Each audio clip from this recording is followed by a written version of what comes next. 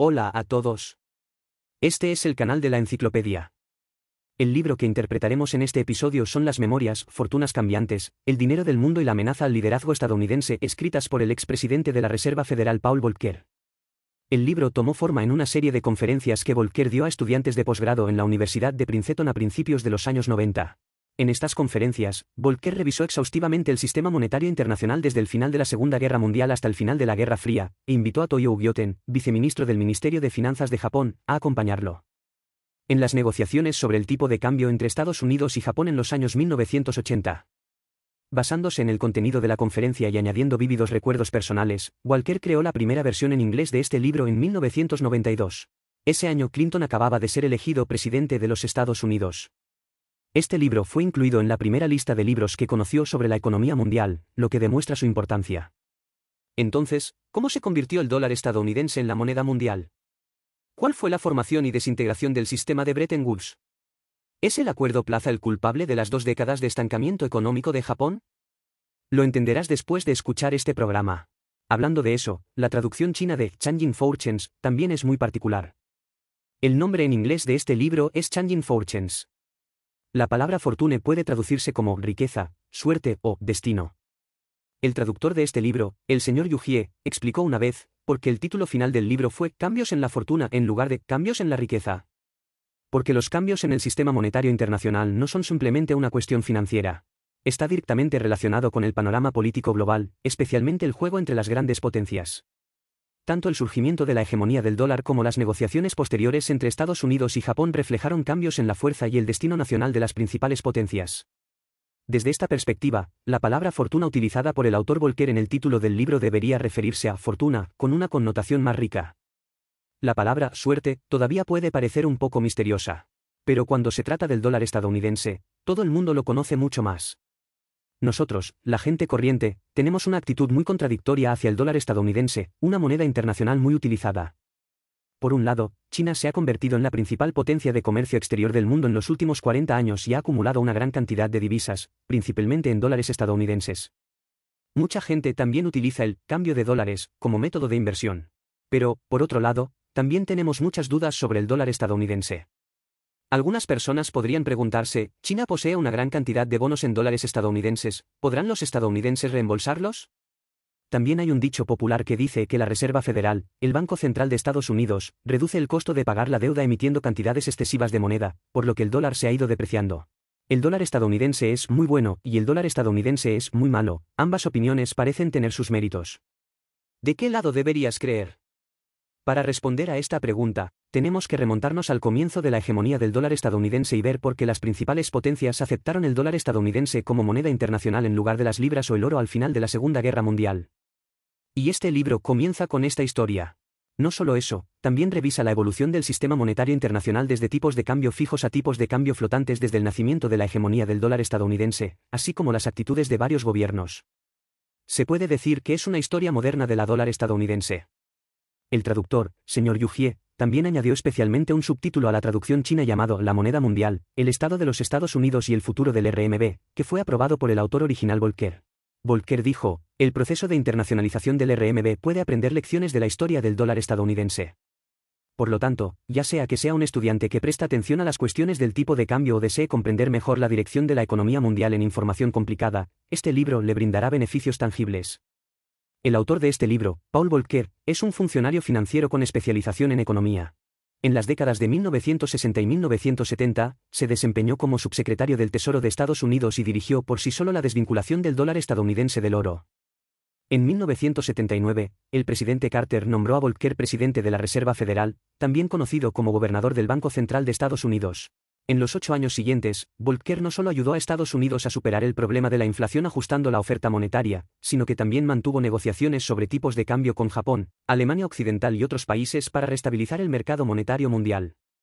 Se puede decir que Volcker no solo es una figura clave en la historia de la evolución del dólar estadounidense, sino también uno de los diseñadores del sistema monetario internacional actual. Greenspan, Bernanke y otros que se convirtieron en presidente de la Reserva Federal después de Volcker lo elogiaron mucho y lo elogiaron como el presidente más exitoso en la historia de la Reserva Federal. Este libro es la primera memoria autobiográfica de Volcker y condensa la esencia de su investigación y práctica durante la mayor parte de su vida. La segunda mitad del libro también fue coescrita por otro autor, Toyo Byoten. El Sr. Sintian es el exfuncionario financiero del Ministerio de Finanzas de Japón y también viceministro de Finanzas a cargo de los negocios internacionales. Su revisión de las negociaciones sobre el tipo de cambio entre Estados Unidos y Japón de 1985 desde la perspectiva de sus pares y testigos no solo aumenta la credibilidad del libro, sino que también aclara una gran pregunta: ¿fue forzada la apreciación del yen japonés? A continuación, lo dividiremos en dos partes para presentarle el contenido principal de este libro. Primero, echemos un vistazo a cómo se formó el sistema monetario mundial después de la Segunda Guerra Mundial y por qué experimentó turbulencias en la década de 1970, a los ojos del autor Volcker. En la segunda parte, analizaremos qué esfuerzos han hecho Estados Unidos, Japón y otros países para restabilizar el mercado de divisas desde la década de 1980, y qué legado han dejado esos esfuerzos para la economía global actual. Primera parte. Antes de comenzar a hablar sobre el contenido de este libro, déjame hacerte una pregunta. Antes de que el dólar estadounidense se convirtiera en una moneda fuerte, ¿cómo se pagaba el comercio internacional? La respuesta son los metales preciosos, especialmente el oro. Hay otro concepto famoso asociado con el oro, llamado patrón oro.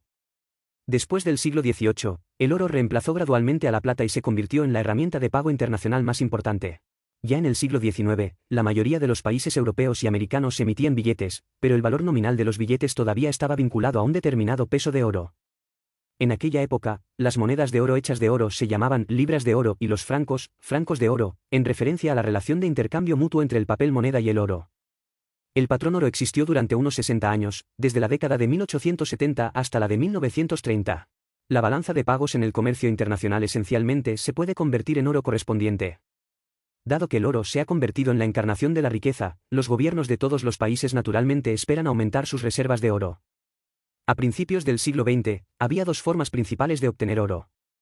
El primero es extraer minas de oro, este camino depende de la suerte y no todos los países tienen las condiciones.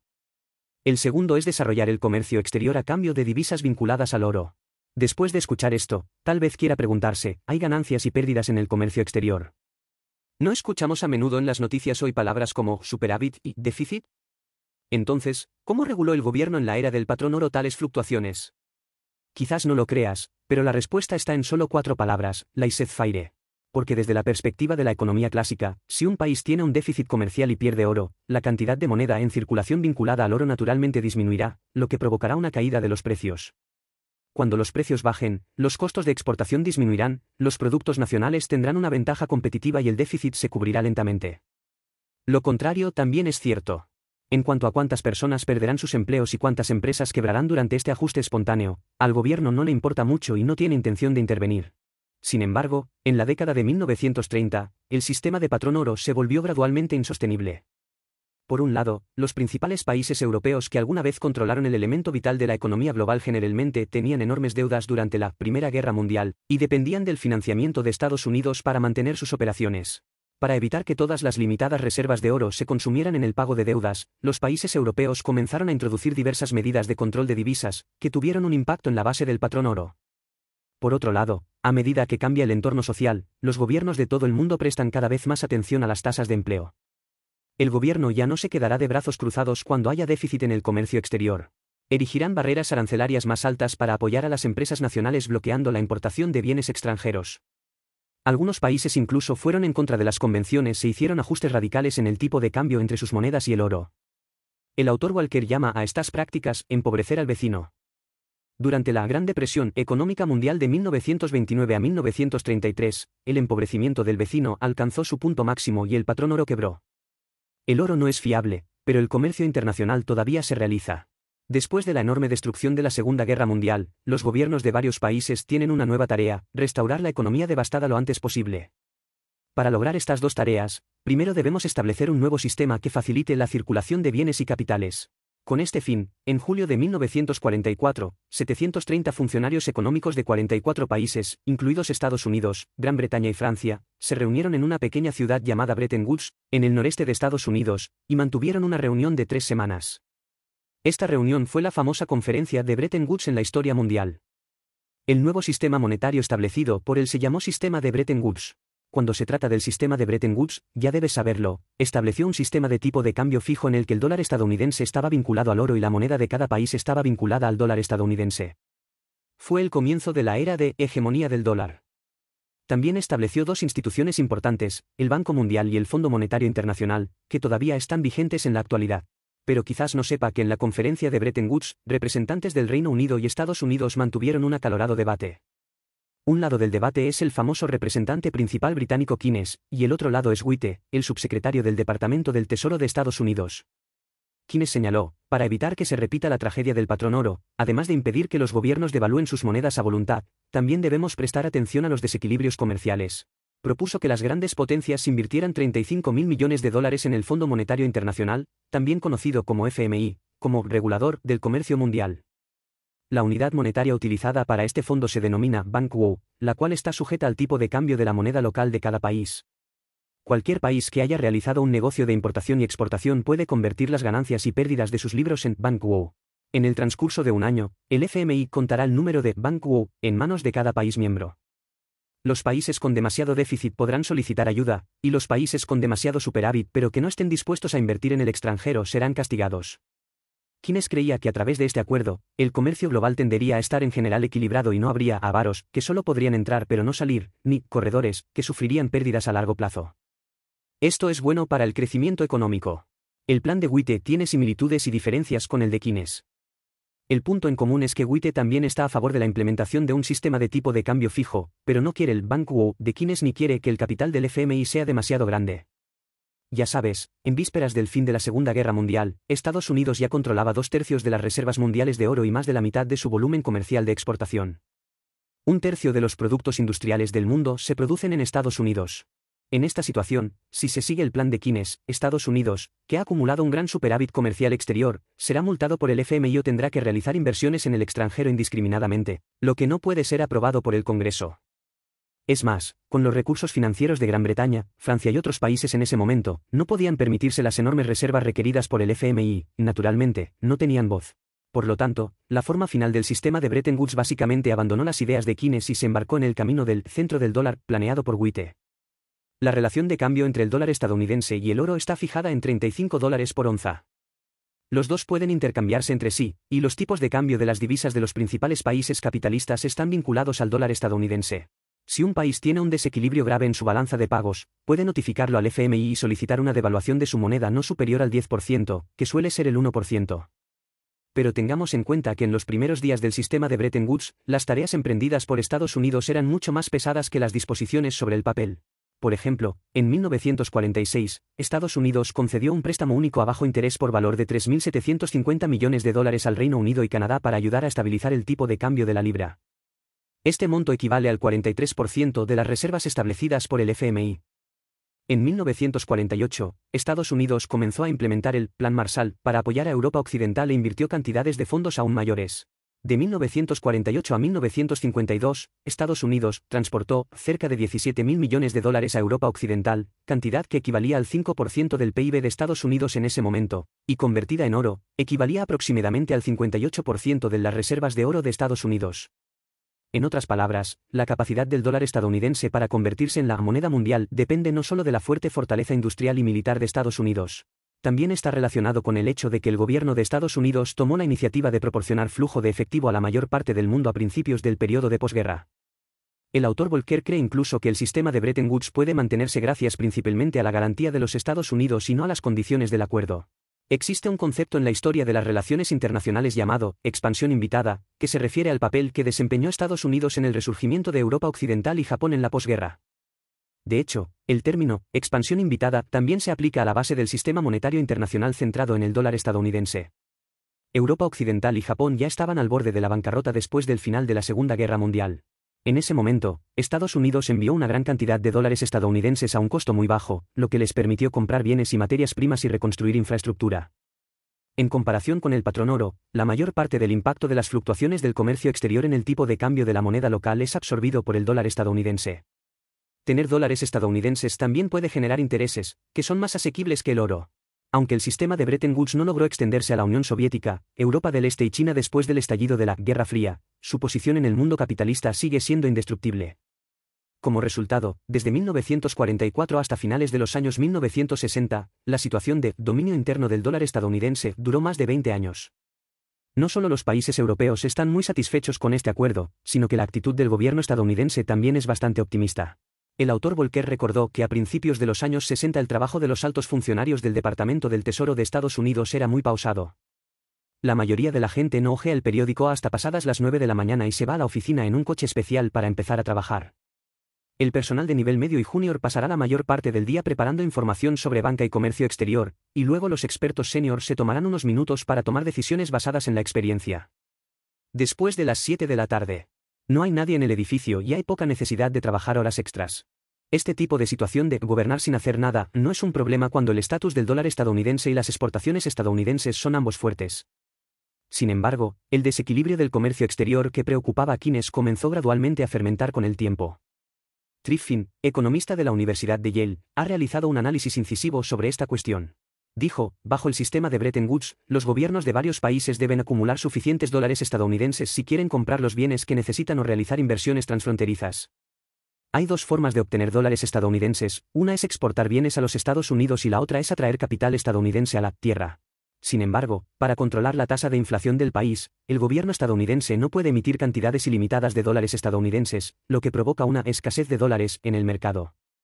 Para aliviar la escasez de dólares, Estados Unidos debe mantener un déficit estructural en el comercio exterior y permitir que tantos dólares del mercado fluyan al extranjero como sea posible. Pero de esta manera, otros países dudarán de la estabilidad de la economía estadounidense. Este fenómeno se llama dilema de Triffin. El autor Volcker cree que las cuestiones planteadas por Triffin pueden llevarse un paso más allá. En su opinión, el déficit comercial exterior y el déficit fiscal de Estados Unidos no son fatales, porque el gobierno y las empresas estadounidenses pueden recurrir a los mercados extranjeros en busca de financiación y aliviar la presión. El verdadero problema es que en realidad existe una relación competitiva implícita entre el dólar estadounidense y el oro. Ya sabes, en los más de 20 años posteriores al final de la Segunda Guerra Mundial, la cantidad de reservas de oro en los Estados Unidos se ha mantenido casi sin cambios. Sin embargo, en respuesta a la escasez de dólares en el mercado internacional, la emisión de billetes de dólares estadounidenses se ha más que duplicado. En este caso, si todos los gobiernos y empresas extranjeros que poseen activos en dólares estadounidenses venden dólares estadounidenses y exigen que se conviertan en oro a un precio de $35 la onza, el gobierno estadounidense no tendrá suficiente solvencia en absoluto. Por lo tanto, para que el sistema de Bretton Woods siga funcionando, los inversores deben creer que tener dólares estadounidenses es más seguro que tener oro, y que la fortaleza del dólar estadounidense no se verá afectada por los déficits comerciales. Volcker escribió en el libro, a finales de la década de 1960, el Departamento del Tesoro de Estados Unidos y la Reserva Federal lanzaron una guerra para defender el dólar, para resolver la crisis del sistema de Bretton Woods. Él mismo también jugó un papel importante en esta batalla. En aquella época, a los estadounidenses se les ocurrían todo tipo de ideas. Uno de ellos es la imposición de honorarios de guarnición, lo que significa que los países europeos deben correr con los gastos del ejército estadounidense desplegado en sus países, y de esta forma se recaudan dólares estadounidenses. Además, Estados Unidos también tomó la iniciativa en el establecimiento de un fondo de oro y organizó al Reino Unido, Alemania y otros países para asignar reservas de oro por valor de $270 millones específicamente para combatir el comportamiento especulativo de venta de dólares estadounidenses. Pero en opinión de Volcker, estas medidas solo abordan los síntomas y no la causa raíz. Fundamentalmente, en los 25 años posteriores al final de la Segunda Guerra Mundial, la economía estadounidense creció a una tasa anual promedio de solo el 3%, mientras que la de Europa Occidental fue del 6%. La participación de Estados Unidos en la producción industrial mundial era del 35% en 1950, pero cayó al 27% en 1969. El crecimiento de la economía y el comercio exterior de Estados Unidos no pueden sustentar la creciente oferta de dólares estadounidenses. Esto destinó el inevitable colapso del sistema de Bretton Woods. Volcker también señaló que el dólar estadounidense tiene una desventaja natural cuando compite con el oro. Para evitar que los particulares acaparen oro, el gobierno de los Estados Unidos estipuló una vez que, excepto en el caso de joyas de oro y oro utilizado con fines médicos, está prohibido comprar lingotes y pepitas de oro a voluntad. Pero en Europa no existen tales regulaciones. Esto permitiría a los inversores vender dólares en Londres y adquirir oro en grandes cantidades. En su forma más exagerada, el precio del oro en el Reino Unido era 1/7 más alto que en Estados Unidos. El gobierno de Estados Unidos no tiene respuesta a este tipo de práctica. Además, a fines de la década de 1960, para estimular las exportaciones, los países de Europa Occidental utilizaron el espacio del 1% proporcionado por el sistema de Bretton Woods para regular artificialmente los tipos de cambio, y la situación de las importaciones y exportaciones de los Estados Unidos era aún menos ideal. Para el verano de 1971, el valor de mercado de las reservas de oro de Estados Unidos había caído a 10.200 millones de dólares, pero había 40.000 millones de dólares circulando en los mercados extranjeros. El presidente Nixon tuvo que preguntarle a Volcker, ¿deberíamos devaluar el dólar estadounidense en un 10% primero para satisfacer la necesidad urgente, o deberíamos realizar una cirugía mayor? El plan que se le ocurrió a Volcker recibió más tarde un nombre especial, llamado Nixon Shock. Se refiere a: Estados Unidos suspenderá el intercambio mutuo entre el dólar estadounidense y el oro a partir de agosto de 1971, y al mismo tiempo ajustará el precio del oro a $38 la onza. Los países europeos pueden hacer ajustes finos a sus tipos de cambio basándose en los de Estados Unidos. Este plan fue adoptado en la reunión anual del Instituto Smithsonian en diciembre de 1971, por lo que también se le llama Acuerdo Smithsonian. La idea original de Volcker era utilizar el estímulo aportado por el nuevo acuerdo para reducir la presión inflacionaria interna en Estados Unidos. Cuando la situación se estabilice, podremos discutir nuevos objetivos cambiarios con los europeos. Inesperadamente, la Reserva Federal implementó una política de bajas tasas de interés exactamente en ese momento, como resultado de lo cual, en lugar de volver a fluir hacia los dólares estadounidenses en los mercados extranjeros, estos se transformaron aún más en activos financieros a nivel local, transmitiendo la inflación a otros países. En la primavera de 1973, 7 países europeos y Japón anunciaron unánimemente que sus tipos de cambio ya no estarían vinculados al dólar estadounidense y entrarían en un estado de libre flotación. En ese momento, el sistema de Bretton Woods se desintegró oficialmente. El autor de este libro, Volcker, también se convirtió en el sepulturero del sistema de Bretton Woods debido a una combinación de circunstancias. La segunda parte. Lo anterior es lo que registra este libro, el proceso desde el establecimiento hasta el colapso del sistema de Bretton Woods. El dólar se ha caído del altar, ¿qué debemos hacer a continuación?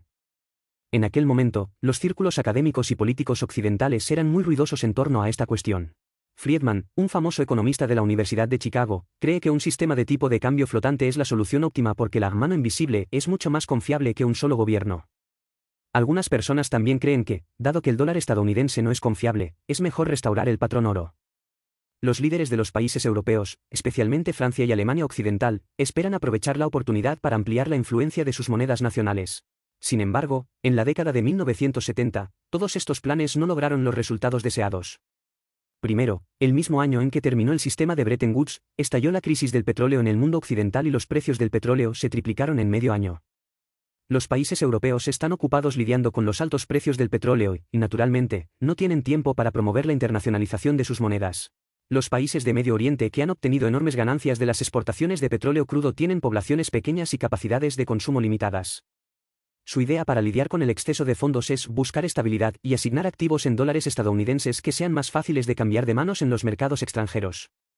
Por otro lado, los países en desarrollo representados por América Latina cayeron repentinamente en dificultades financieras debido al aumento vertiginoso de los precios del petróleo.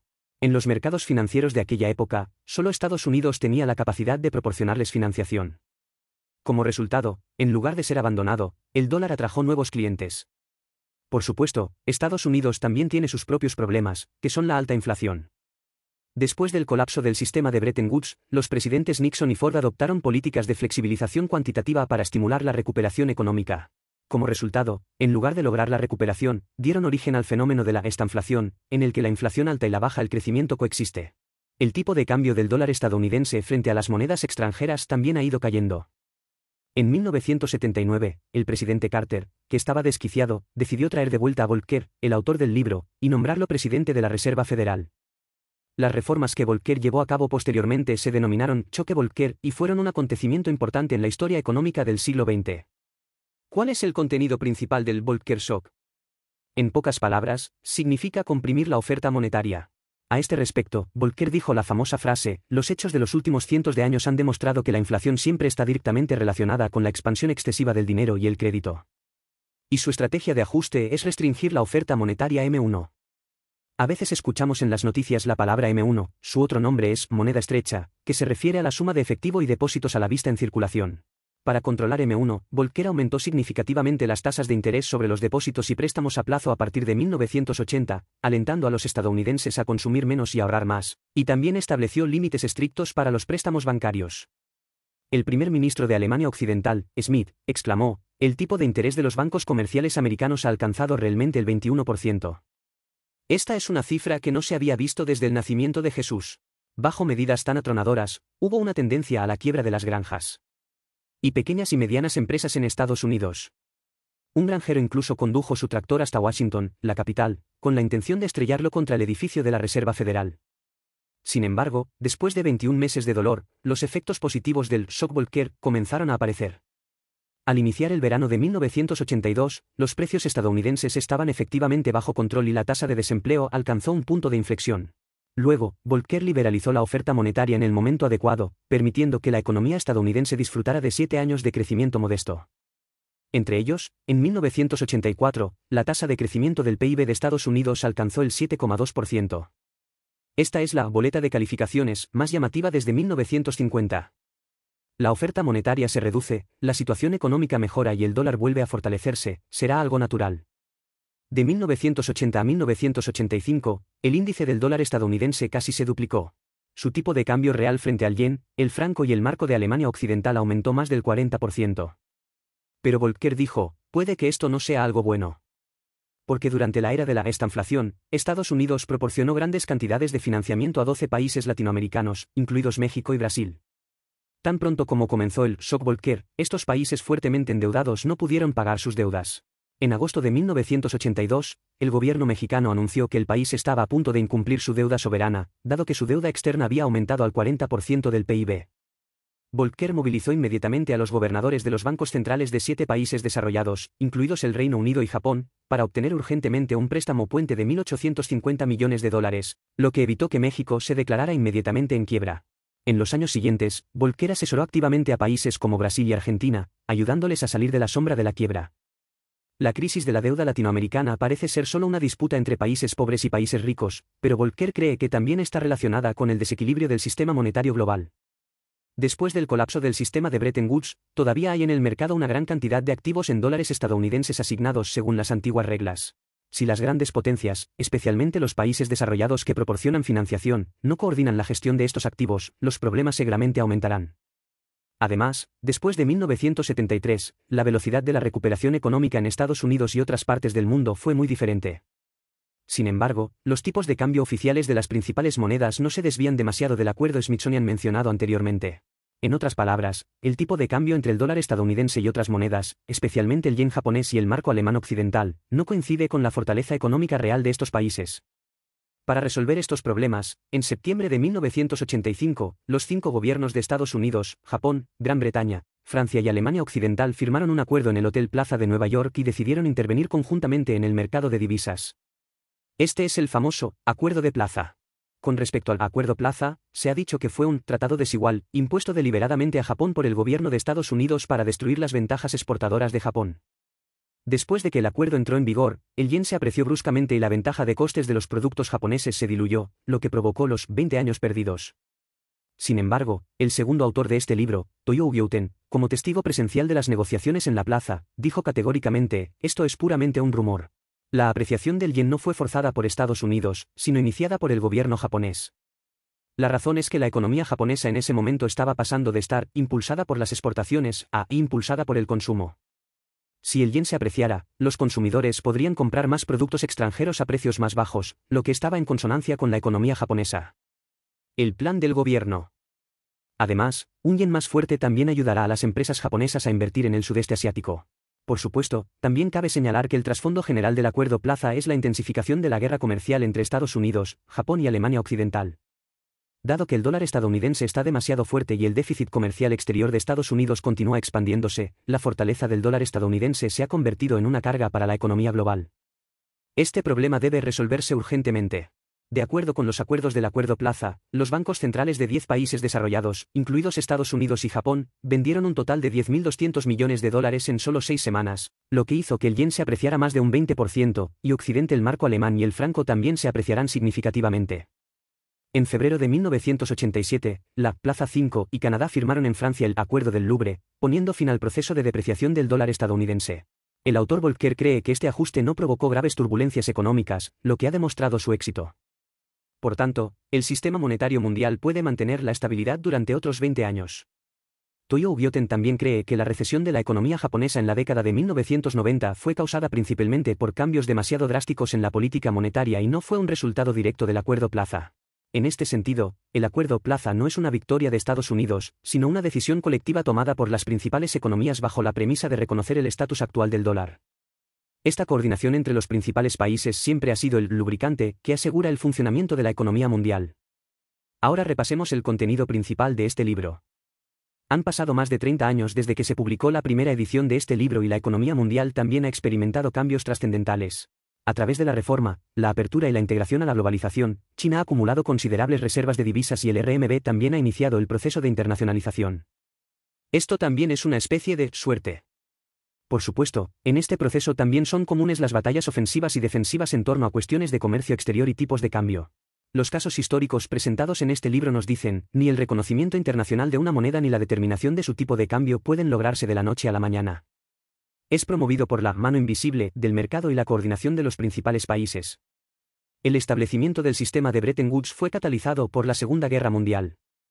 Su colapso fue el resultado de la insostenibilidad del dólar estadounidense bajo el dilema de Triffin y no fue planeado con anticipación.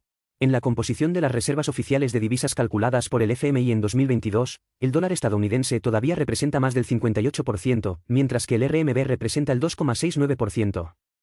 Esta comparación no refleja la fortaleza económica general de los dos países, pero también refleja el profundo impacto de la inercia histórica. Además de utilizar el espejo de este libro para comprender la complejidad de las cuestiones monetarias y cambiarias, China también debe reconocer que la base para mejorar el estatus internacional del RMB es siempre enriquecer la propia fortaleza económica de China y esperar pacientemente, buena suerte, más cambios. Después de todo, el poder financiero nunca se construye en un día. Este es el final de este programa. ¿Cuáles son sus diferentes opiniones al respecto? Bienvenido a dejar un mensaje para discutir con todos. Oye, si te gusta nuestro canal, suscríbete. Jaja, ¿recuerda que te gusta?